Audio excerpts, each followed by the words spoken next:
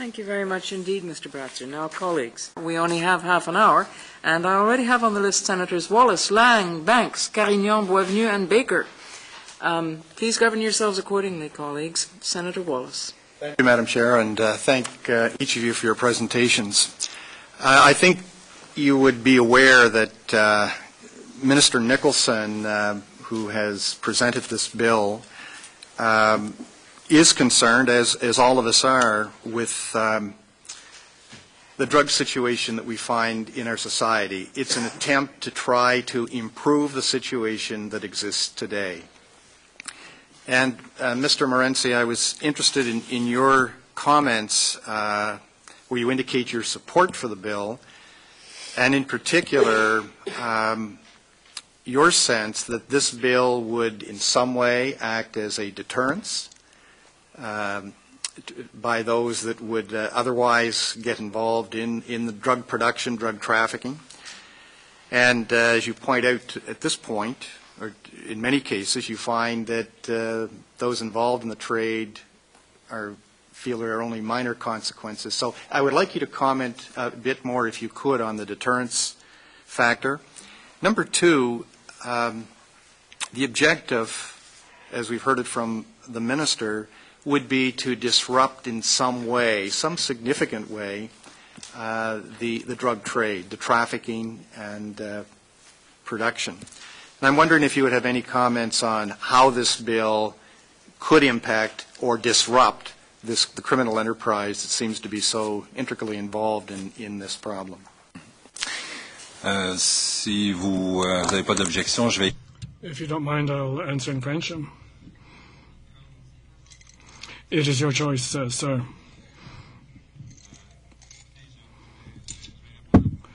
What I'd like to say then is the following. As I said previously, the provisions of this bill do constitute a step, and it will send out a message that will have a deterrent effect on a segment of those people that may be attempted by such an adventure. And as I was saying, I don't know whether it would be necessary to proceed to further action, to take more significant coercive action at one point, but I think we're going to have to be realistic. We will reach a limit.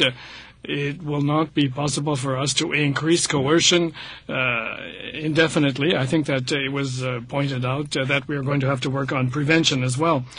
And this is something I said when I talked about what we are doing in schools, the police work being done, educating young people and trying to help them not to fall into the pattern of drug consumption. So we're going to have to work on both prevention and the message that is being sent out, provide our people with better tools in dealing with this kind of temptation. That is the possibility of consuming products, and I would say that from what I've heard on the part of the police who work in this area, is that young people do so as we might have done when we were young people, when we decided to smoke to be cool. And this is the fact is, for example, that there's a certain type of color, a logo, an attractive look to the product. They feel that they're in the mood. They feel that it's some sort of confirmation of their coolness. So this type of prevention, we think, should be done so that young people are less attracted by this. And to answer your question more specifically, I would say that it is a step in the right direction. Will we have to continue? Probably, but it is a step in the right direction. And I think that it's sending out a message to the police forces and to society in general, telling people that these offenses are not banal. And let me come back to this. We are talking about drug dealing here. We're talking about dealers. We're not talking about consumers. We're going to have to work on the prevention aspect when it comes to consumers. For as long as there is a single consumer, there are going to be people who want to sell. But I think right now we are putting an emphasis on the trafficker, and that's the right way. I'd like to remind our witnesses that we do have time limits. It is not that it is not a fascinating subject, but yes, yes. Ask a second question, which I won't. Thank you, Senator Wallace. Thank you very much. Senator Lang, followed by Senators Banks, Carignan, Boisvenu, Baker, Joyal, and Runciman. I'd like to explore an area here, and this is the question when, with your experience, and I guess this would be to Monsieur Morency as well. With your experience, past experience in law enforcement, where you have managed to disrupt a significant drug cartel or drug gang in an area, and they are, because of they've been repeat offenses, and they have had a record, so subsequently they're put away for a period of time, as opposed to just going to court and going out in bail. Have you found that in that particular area of the city that there has been a decrease in crime for a period of time while they have been absent from their place of residence? The reason I ask this is that we were told by the inspector from Halifax and Nova Scotia that that's what they had experienced when they actually put some people away and they went away for a period of time. Je vais faire une portion de la réponse, mais I'll answer part of your question and also ask my colleague, Mr. Gagnon, to give you his point of view, because he does have a great deal of experience with this. It is clear that when we put an end to the activities of a network, then it does destabilize the network. There should be no illusion. Probably within a fairly short period of time, there will be someone else who will be taking over, because this is the way things work. But does that mean because this is what happens, we should stop our struggle against these networks? No, I think that we have to continue. I think it is increasingly clear that there are levels of performance that we reach in our operations that are increasingly destabilizing for the higher criminal levels. It takes more time to organize, and it makes it, we have time as well to reposition ourselves. There is an advantage, in my view, in continuing to engage in this struggle. And there is certainly a deterrent element and destabilization as well. Mr. Gagnon?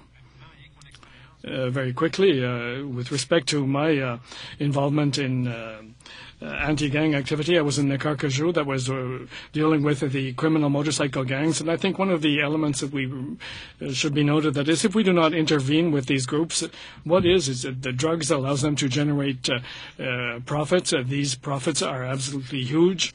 And the protection of these profits means that they protect their turf or their territory. This increases violence because they have to defend their territory. And in Quebec, they've even gone as far as attacking the administration of justice at the government level through efforts aimed at prison guards, prosecutors, and judges. So it is important for us to work at this level because it does have a major impact on these people. And if we do not put a stop to it, then it means that society in general can be endangered. I think my question has been misunderstood. What the question is if you are successful in prosecuting a number of these drug gangs, and you take them off the street, and they're put away for a period of time, say 3 to 4 years, do you experience in those areas that they have been living in, now that they're in jail, that there is a decrease in crime in those areas? C'était la deuxième partie de... This was the second part of my answer. Once these people are arrested, what we see is that certain habits are changed. It may be less apparent, and it means that with the general impression of security in the community where we intervened, there will be an improved sensation of security. Previously, we conducted searches in certain areas. People in the neighborhood were not informed about what was taking place. Now most police forces in Canada carry out a search, and at the same time they go meet the various neighbors to inform them of what was done. And generally speaking, this means that the criminals change their patterns, and their patterns will become less evident, and there is a greater perception of security, a greater feeling of security. Further underground. I have very short questions, one of each witness. Thank you, gentlemen, very much. Mr. Morency, is cannabis a narcotic? Sorry? Is cannabis a narcotic? Well, I think it's a drug, yeah. No, is it a narcotic? Well, Under the Narcotics Act. okay. Yeah, it's a narcotic, yeah. Sure. Thank you.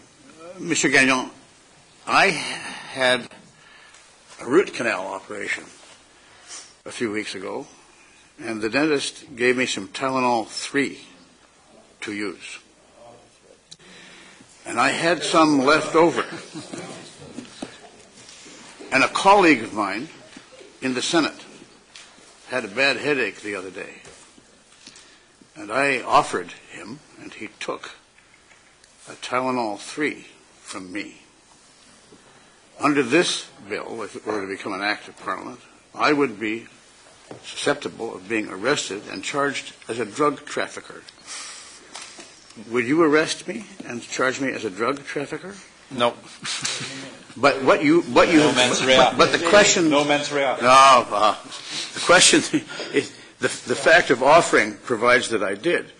The question that you have answered is a question of policy. That is to say, you would look at that circumstance and you would say that this isn't worth doing.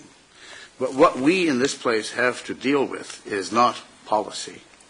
We have to look at what the bill says. And what the bill says, if it were to become an act, is that I would, by definition of having purveyed, offered, conveyed a Tylenol 3 to my colleague, I would have trafficked in a narcotic. Do I understand that correctly? Je pense qu'effectivement, au niveau de la description. I think that when it comes to the description of the various drugs, that there are certain questions that we might ask ourselves about the bill. But I think that the mens rea or criminal intent is something that must be taken into account when it comes to narcotics offenses as well. So in a case such as this, I think that quickly the police would come to the conclusion there was no criminal intent in the example that you gave, and therefore there would be no need for the police to act. Because in common law, we must demonstrate to the court that there was a criminal intent on the person making the offer, in the example such as you gave, that is offering a Tylenol. And I think that the police services have more important things to do than deal with a situation such as that. If I might complete the answer, what we understand from this bill is putting these products in the list in the schedules relating to narcotics. It relates to these certain cocktails that are now available, that is certain mixes that young people will find a recipe in internet. They will take various types of drugs that are available, or they will even use the drugs available in a pharmacy on the shelves. This is probably going to be the next step. We're going to have to shelter some of these products, and they will manufacture their own mix. And I think that this is the intent of the law in listing these products. In isolation, they may perhaps be without danger. They may be taken for a cold or for allergies, but when they are mixed with other things, then they may become a powerful drug, and they may become addictive drugs as well. Because what we hear is that the $3 drugs that I was talking about, young people become quickly addicted and for longer periods of time. And these have effects on their mental and physical health. Thank you, Senator Banks. Senator Carignan. Moi, je suis moins...